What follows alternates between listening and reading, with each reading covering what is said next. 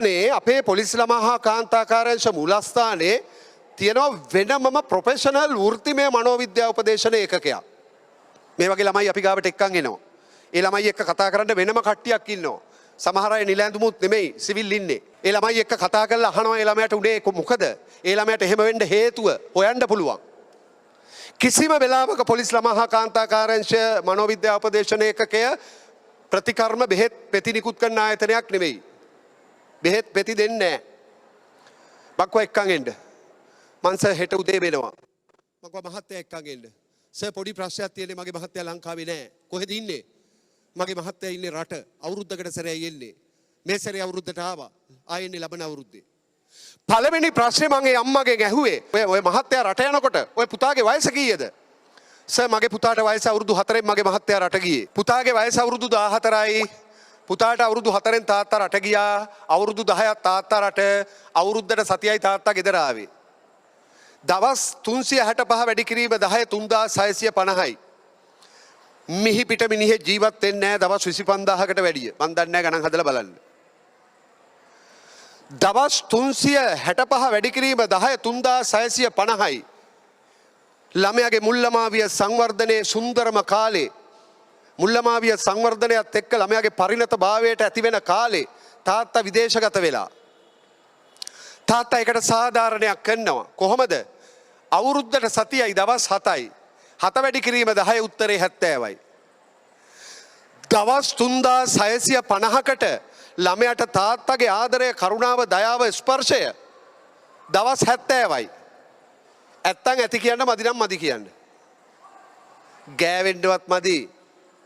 සරේ 70න් භාගයක් රාත්‍රී කාලය 35යි. 35න් භාගයක් ළමයා ඉස්කෝලේ යන්න ඕනේ 20යි. 20න් භාගයක් තාත්තගේ පෞද්ගලික වැඩ. බලනකොට කොල්ලට ආදරය, කරුණාව, දයාව, ස්පර්ශය ලැබිලම නැහැ. දැන් කොල්ලා ගෙදර ටිකක් චණ්ඩියා. ඉස්කෝලේ යන්න බයික් එකක් ඉල්ලනවා. ඇයි? තාත්තා ගෙදර නැහැ. අම්මා පෙන්නන්න බෑ. චණ්ඩියා. මං කිව්වා මිස් ඔයාගේ ප්‍රශ්නේ තියෙන්නේ ඔයාගේ මහත්තයා ගෙදර නැති එක. කරුණා කළා මහත්තයා ලංකාවට ගෙන්නගෙන අවුරුදු දෙකක් තියාගන්න පුතා හරියයි. ඒ සැරේ නෝනා මට කියනවා සර් පිස්සු කතා කරන්න එපා. මගේ මිනිහා රට ගිය ආසාවට නෙමෙයි. මගේ මිනිහා රට ගිය ඔය කොල්ලට ගෙයක් හදන්න. මම හදනවද? හදනවනේ නං. දැන් මේ සැරේ නිමාඩුවට අහම කොන්ක්‍රීට් එකට කම්බි ගෙනාවා. ගේ හදලා ඉවර වෙනකොට ඉතින් මහලු නිවාසයක් හොයාගන්න තමයි තියෙන්නේ. ඔබ සියලු දෙනාටම මෙතන ඉන්න හැමෝටම තියෙනවා ස්මාර්ට් වර්ගයේ ජංගම දුරකථනයක්. ඔය කියන කොටත් අල්ලලා බැලුවා ඌ තියෙනවා. ඔයා ඔකට හරි කැමතියි. ඔයා ඔකට හරි ආදරෙයි. ඔයා ඔකට හරි ප්‍රියයි.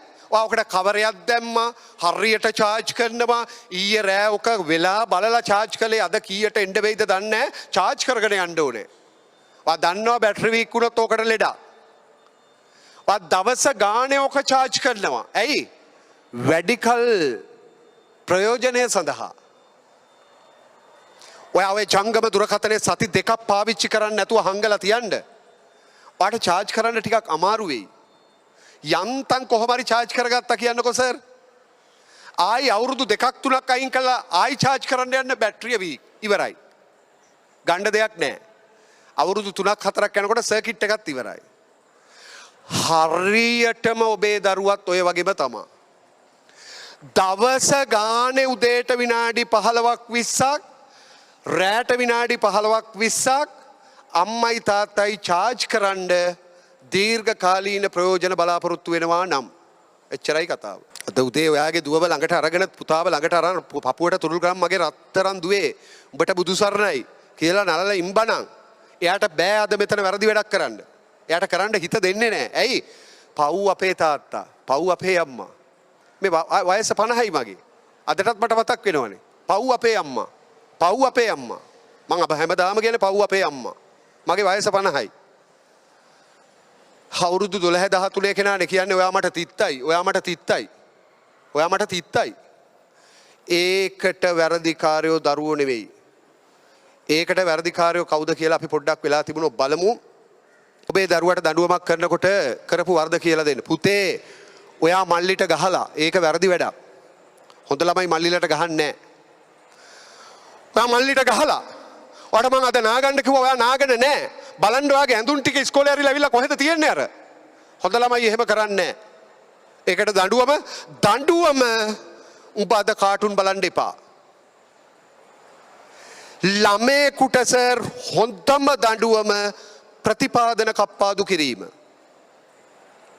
ගහලා වැඩක් නැහැ. මේකට ගහුවම මේකත් අල්ලනවා. මේකට ගහපන්. ගහලා බලන්නකො. ප්‍රතිපාදන කපන්න.